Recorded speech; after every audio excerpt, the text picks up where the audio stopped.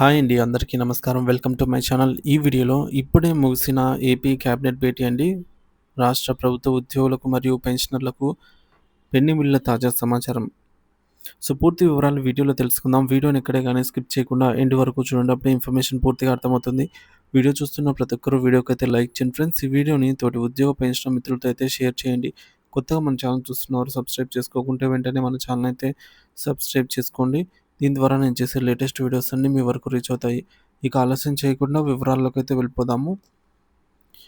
Friends, ఈరోజు ఉద్యోగ పెన్షన్లకు సంబంధించినటువంటి నిర్ణయాల కంటే ముందుగా మనం చూసుకున్నట్లయితే రాష్ట్ర క్యాబినెట్ మంత్రివర్గ సమావేశం అయితే కొన్ని కీలక నిర్ణయాలకు ఆమోదం తెలిపింది. అవేంటనేది చూద్దాము. తర్వాత ఉద్యోగ పెన్షన్‌లకు సంబంధించి ఏం జరిగిందనేది చూద్దాము.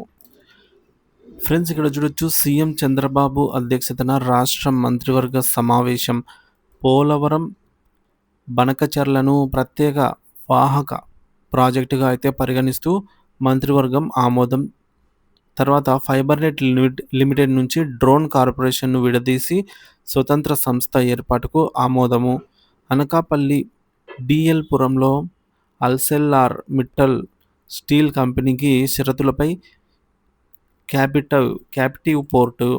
తర్వాత 3 స్టార్ పైబడిన హోటళ్లకు బార్ లైసెన్సు ఫీజులను 25 లక్షలకు తగ్గిస్తూ నిర్ణయము.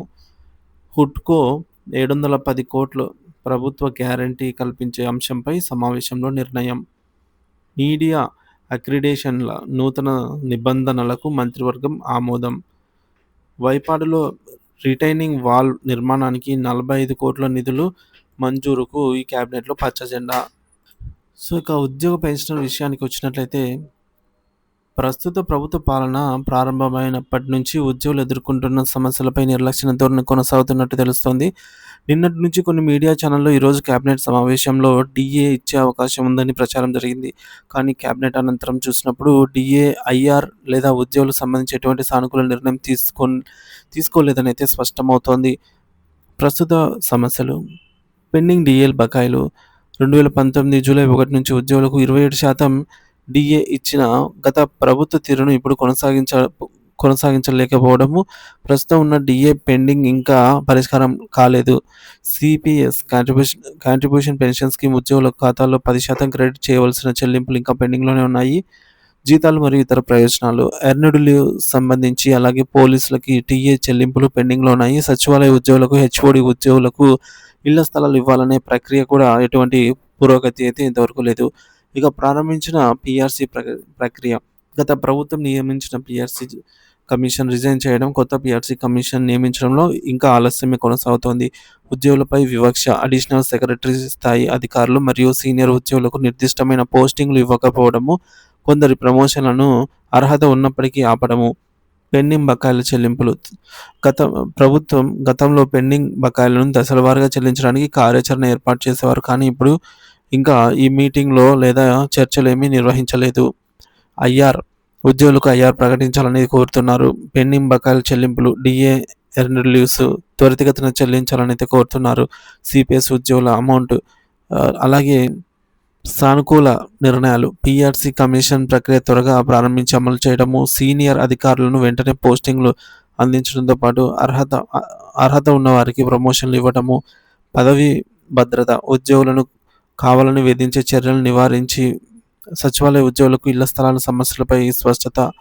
ముఖ్యమంత్రికి ఈ మేరకు విజ్ఞప్తి. సానుకూల నిర్ణయాలు తీసుకొని ఉద్యోగుల నమ్మకాన్ని నిలబెట్టాలి. ప్రతి పండుగకు ఎదురుచూస్తున్న ఉద్యోగుల ఆశలను నిలబెట్టే చర్యలు తీసుకోవాలి. ప్రజా శ్రేయస్సు సంబంధించి నిర్ణయాల్లో ఆలస్యం తగ్గించడానికి ప్రభుత్వ ఉద్యోగుల సమస్యలు వెంటనే స్పందించాలి. వీటిపైన ఆయన అయితే కోరుతూ ఉన్నారు. ఇదిలా ఉండగా నిన్నటి నుంచి కొన్ని వార్తా ఛానల్లో ప్రభుత్వము ఈరోజు కేబినెట్ సమావేశంలో ఉద్యోగులకు కరువు భత్యం, డీఏ ఇస్తుందని విస్తృతంగా ప్రచారం జరిగింది. కానీ ఈ కేబినెట్ సమావేశంలో ముగిసిన తర్వాత చూస్తే ఉద్యోగులకు ఎలాంటి డీఏ కానీ, మధ్యంతర భృతి, ఐఆర్ కానీ ప్రకటన ఇంతవరకు ప్రయోజనం వచ్చినట్టు కనిపించలేదు. ఇది ఉద్యోగుల్లో తీవ్ర నిరాశనైతే కలిగించింది.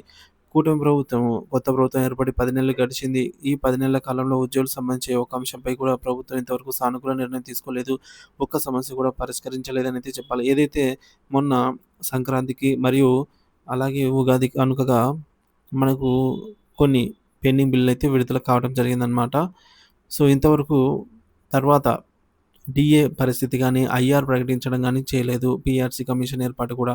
సో, పెండింగ్‌లో ఉన్న బిల్లుల విషయానికొస్తే ఈఎల్స్ సంబంధించి ఎటువంటి అప్డేట్ లేదు. డీఏ బకాయిలు, సీపీఎస్ ఉద్యోగుల ప్రాన్ ఖాతాలో 10% క్రెడిట్ చేయవలసినటువంటివి, అలాగే పోలీసుల టీఏ బకాయిలు చెప్పుకుంటూ పోతే అనేక రకాల బకాయిలున్నాయి. వీటికి ఒక్కొక్క పేమెంట్ కూడా ప్రభుత్వం అయితే వీటికి సంబంధించి చేయలేదు. ఉద్యోగులకు సంబంధించి ఇంతవరకు కొత్త జీవో ఒకటి కూడా తీసుకురాలేదు. ఓపీఎస్ లాంటివి కూడా పరిశీలనలో లేవు. అంటే ఇంతవరకు వాటికి సంబంధించి అధికారిక ప్రకటన అయితే చేయలేదు. అలాగే రాజధాని అభివృద్ధిలో భాగంగా సచివాలయ ఉద్యోగులు, హెచ్ఓడి ఉద్యోగులకు ఇళ్ల స్థలాలు ఇస్తారని ఎంతగానో ఆశగా ఎదురుచూస్తూ ఉన్నారు. దీనిపై కూడా ప్రభుత్వం స్పందించడం లేదు. పాత ని పాత ప్రభుత్వం నియమించిన పీఆర్సీ కమిషన్ రాజీనామా చేసింది. దాని స్థానంలో కొత్త పీఆర్సీ కమిషన్ నియమిస్తారేమో అని అయితే ఉద్యోగులు ఎదురుచూస్తున్నారు. కానీ ప్రభుత్వం దీని గురించి ఇంకా స్పందించలేదు. ఇక ఇక ఈ 10 నెలల కాలంలో ప్రభుత్వ ఉద్యోగులకు సంబంధించి సమస్యలైతే పెద్దగా పరిష్కరించలేదు. ఉద్యోగుల సమస్యల పై దృష్టి సారించలేదైతే చెప్పాలి. కొత్త ప్రభుత్వం ఏర్పడిన తర్వాత వారు కుదురుకోవడానికి కొంత సమయం ఇవ్వాలని కూడా భావించారు. కానీ ఇంతవరకు ప్రభుత్వానికి సమయం ఇచ్చా కూడా ఇంకా ఉద్యోగుల సమస్యలపై పెద్దగా స్పందన లేదు. కాబట్టి ఇప్పటికైనా ప్రభుత్వం స్పందించాలనైతే కోరుతున్నారు. గత గతంలో 2019లో అప్పటి ప్రభుత్వం 2019 జూలై 1 నుంచి 27% ఐఆర్ ఇచ్చింది. ఇప్పుడు కూడా ప్రభుత్వం ఎన్నికల మేనిఫెస్టోలో అధికారంలోకి రాగానే ఐఆర్ ఇస్తామని చెప్పింది. ఉద్యోగులు అంతా కూడా దాన్ని నమ్మారు. ఈ మేరకు ఆగస్టు నుంచి ప్రతి పండుగ చూసుకున్నట్లయితే వినాయక చవితి మొదలుకొని ఇప్పటిదాకా చాలా పండుగలు వచ్చాయి. అలాగే చాలా క్యాబినెట్ భేటీలు కూడా జరిగాయి. ప్రతి క్యాబినెట్ సమావేశంలో కూడా ఐఆర్ గురించి లేదా డీఏ గురించి చర్చిస్తారేమో అని ఎదురు చూస్తూ ఉన్నారు. కానీ ప్రతి క్యాబినెట్ సమావేశంలో ఉద్యోగులకు నిరాశ ఎదురవుతుంది.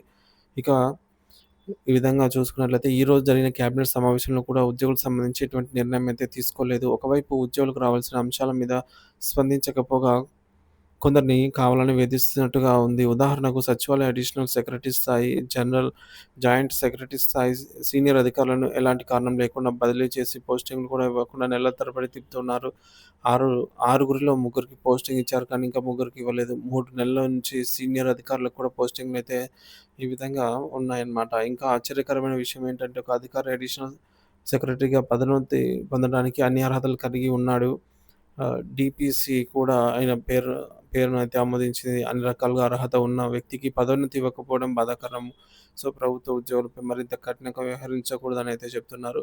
ఇక ప్రభుత్వ ఉద్యోగుల సమస్యలపై దృష్టి పెట్టాలి. వెంటనే ఈ మేరకు పోస్టింగ్‌లయినా సరే, అలాగే ఒక్క డీఏ అయినా సరే ఇవ్వాలని ప్రభుత్వాన్ని కోరుతున్నారు. ఉద్యోగులకు సంబంధించి బకాయిలు చాలా అయితే ఉన్నాయి. ఈసారి బకాయిలను ఆహ్, ఇవ్వమని అడగలేం లేదు. సో, ఒకేసారి బకాయిలను కూడా చెల్లించమని అడగటం లేదు. దశల వారీగా చెల్లించడానికి షెడ్యూల్ ప్రకటించి, ఆ షెడ్యూల్ ప్రకారంగా అయినా చెల్లించాలనైతే కోరుతున్నారు. గతంలో ప్రభుత్వ ఉద్యోగ సంఘాలు 2, 3 నెలలకు ఒకసారి వచ్చేది. ఒకసారి చర్చించేది, సమస్యలు వినేది. కానీ ఇప్పుడు ప్రభుత్వం అధికారంలోకి ఆహ్, ఏ రాగానే ఏకంగా ఒక జాయింట్ సాఫ్ట్ కౌన్సిల్ కూడా ఏర్పాటైతే చేయలేదు. సో, అనధికారికంగా కూడా మంత్రులు లేదా ముఖ్యమంత్రి గారు ఉద్యోగ సంఘాలతో మాట్లాడిన దాఖలాలు లేవు. ప్రభుత్వం ఏర్పడి దాదాపుగా 10 నెలలు అవుతున్నా కూడా ఇంతవరకు ఏం లేదు. కాబట్టి ఉద్యోగుల సమస్యలపై దృష్టి పెట్టాలని ప్రభుత్వాన్ని కోరుతూ ఉన్నారు. ఇక డీఏ, ఐఆర్, పీఆర్సీ గురించి త్వరితగతిన నిర్ణయం తీసుకొని వీటన్నిటిని కూడా సమస్యలను సానుకూల నిర్ణయం తీసుకోవాలని అయితే కోరుతూ ఉన్నారు. సో, ప్రభుత్వంతో మాట్లాడడానికి అవకాశం ఇవ్వాలి అని కూడా ఈ మేరకు విజ్ఞప్తి చేస్తూ ఉన్నారనమాట.